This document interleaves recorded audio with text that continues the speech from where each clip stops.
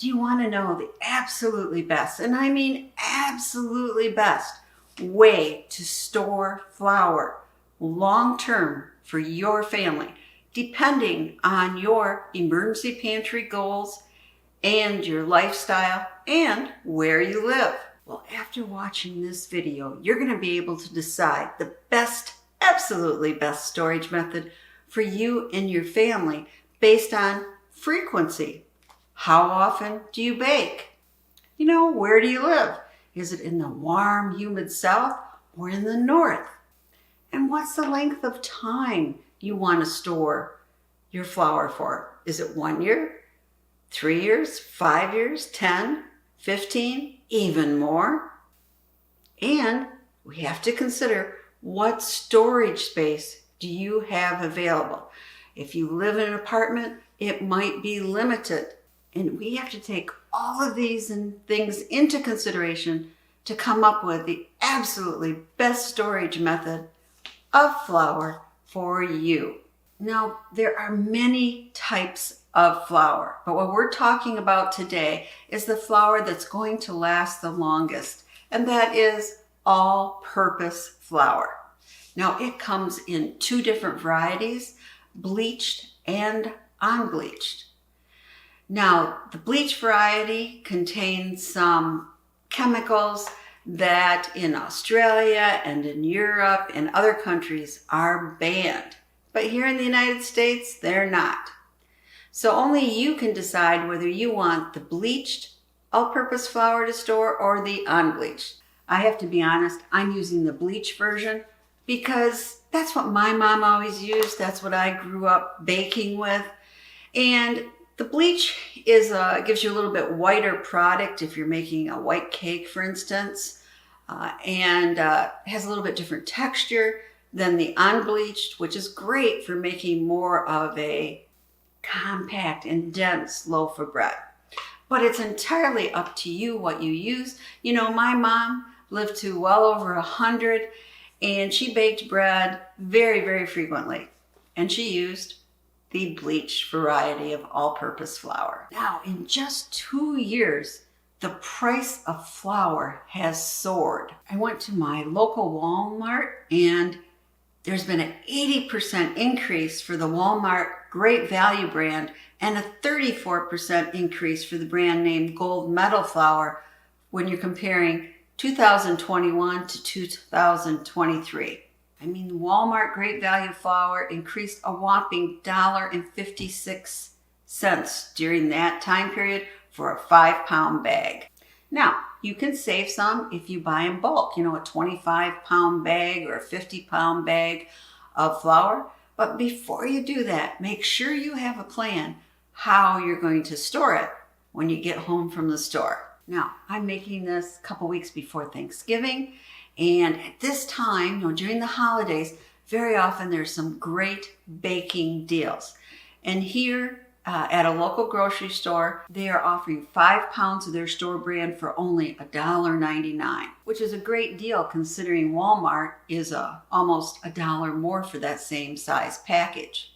So check out the sales right now for your baking supplies, but make sure you have a plan if you're going to buy excess flour, how you store it. And that's what we're going to talk about today. Hi, I'm Prepper Potpourri, and I have been making videos for over 10 years, a whole decade, on a variety of subjects, from how to prepare your emergency pantry, emergency preparedness general and making kits, cooking, canning and food preservation, and even chicken and rabbit care. So if you're interested in more videos like this, please hit that subscribe button. And I hope you're finding value from this video. If you are, please hit the like button. I really, really do appreciate it. Well, what is the shelf life of all-purpose flour?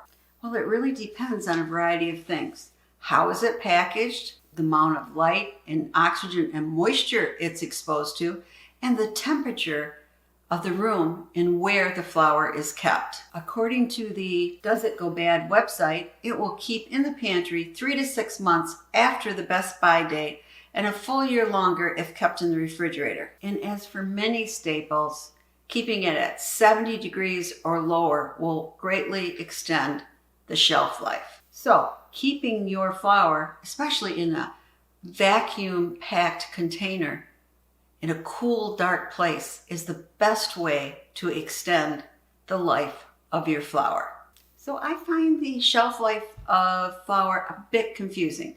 I mean, look at this bag of flour I just bought yesterday, which was November 11th, 2023. On the bag, it has a better if used by date of April 29th, 2025, which is 18 months after purchase date. And it doesn't state that the flour has to be kept in certain conditions to achieve this. So if you go by the Does It Go Bad website, this bag of flour will last 2 years on your pantry shelves. And according to Wallaby, a Mylar bag seller, vacuum packing will extend the shelf life on your pantry shelves by an additional 1 to 2 years. So let me show you 2 different ways that you could vacuum pack your flour if you just want to keep it on your pantry shelf. It's real easy to use these handheld ones. Just put it on securely.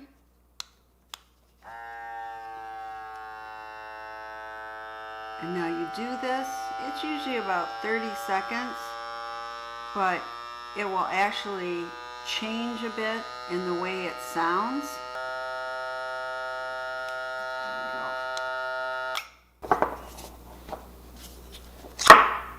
You hear the suction? And then look, I can pick it up just by the lid. So we have a really nice seal, vacuum packed. And one of these handheld electrical sealers are really easy to use, and they're only, I think, under $30. So it's a great kitchen investment. And the nice thing about this, you can use a jar key. So you just go underneath it like this. There you go. And you haven't damaged the lid in any way. And then just wipe off the lid and you can reseal it.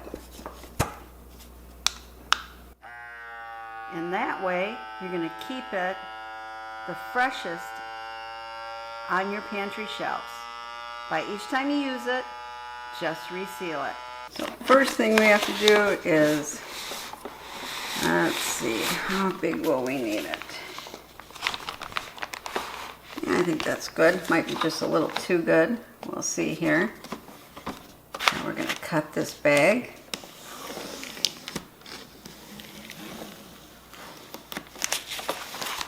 Go. Close that.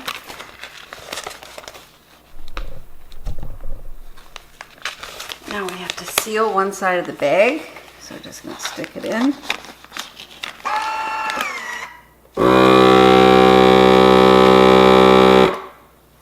Push the seal button.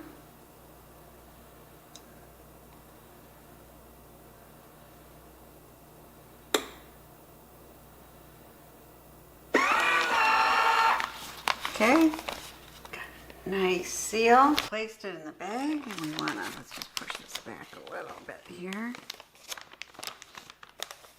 And put it in. Notice I have it on the dry. Now it's vacuum packing it.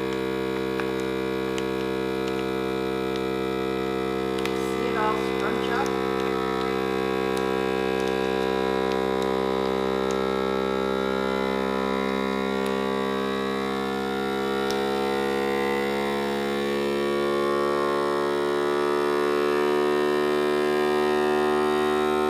Sound, you can tell, yep, we're just got there, and now it's going to do the seal.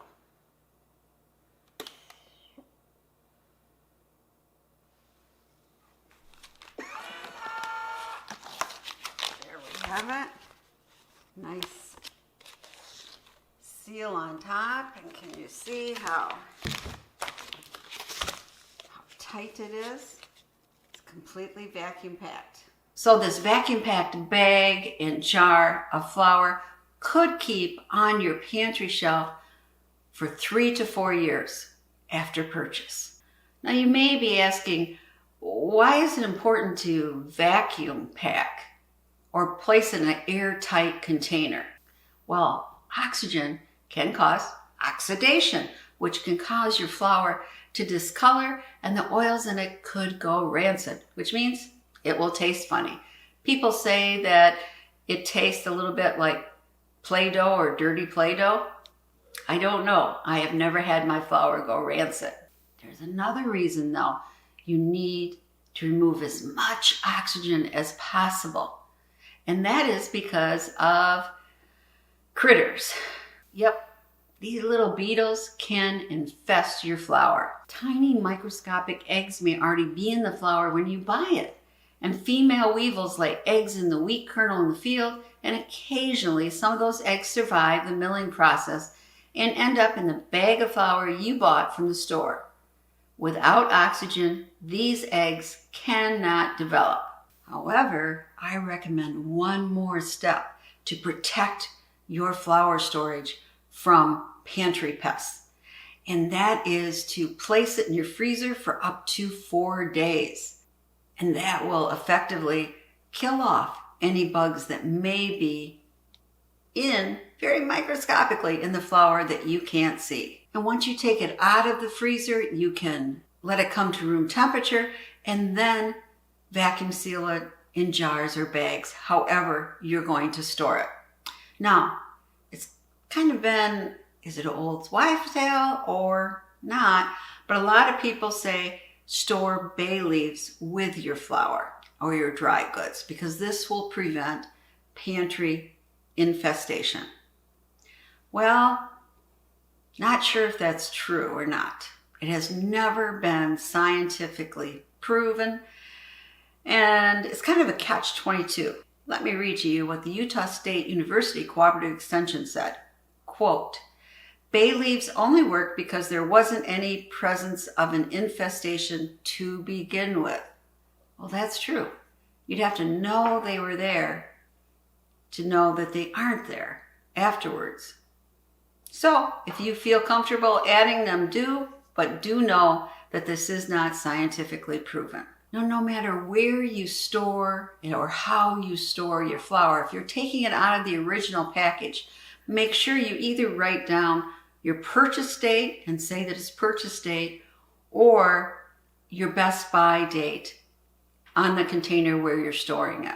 And that's important because you should be rotating through your supplies. Now, if you want to store your flour for 10 to 15 years, recommend using Mylar bags and oxygen absorbers. I highly recommend Wallaby bags for quality, and you can use my code PPSAVE5 for $5 coupon off your first order. And the site link is down below. But none of that is really what I usually do. I am lucky. I have a side-by-side freezer, a very large upright freezer, and a chest freezer. So guess where I keep my flour? That's right, in the freezer. According to Still Tasty, white flour that has been kept constantly frozen at 0 degrees Fahrenheit will keep safe indefinitely, but quality may deteriorate. I found though that I can just take some out of my freezer and use it directly in a recipe. But now if I am making something with yeast and it needs to ferment, then I bring the flour to room temperature before I use it. And the way I store flour in my freezer is 2 ways. One is using a container like this. Take off the top here.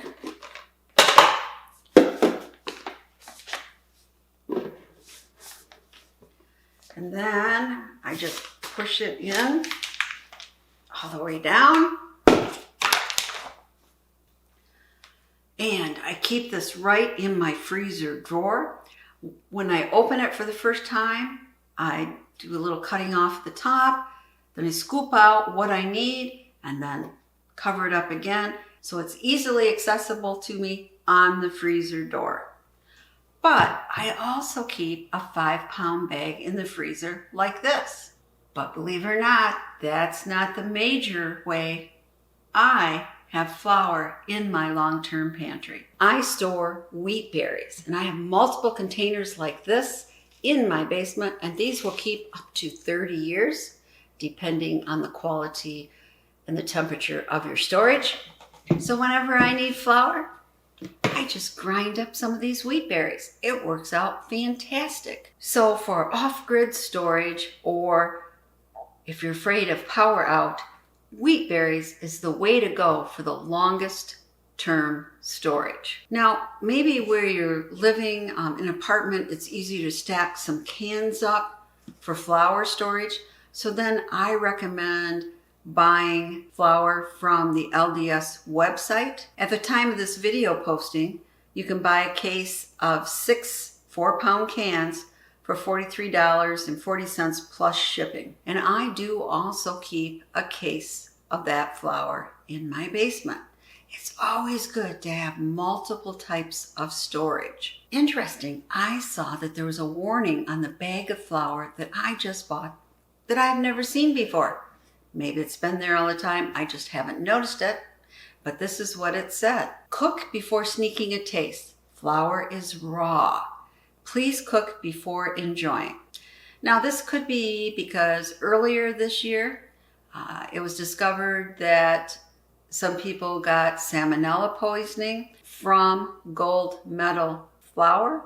They were tasting probably before baking. So now there's that warning on there. But since childhood, I have always ate some of the raw cookie dough or cleaned up the cake batter in my bowl. And I knew there was a risk of possible salmonella contamination from eggs, but I never thought from flour too.